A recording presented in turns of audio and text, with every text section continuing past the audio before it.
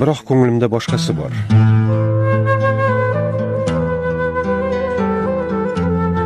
Doim uni sevganman. Bir umr sevib qolaman. U ayolga aslo xiyonat qilmayman. Unga xiyonat qilmaslikni tanlab, shu qarorni sevib yashab kelmoqdaman.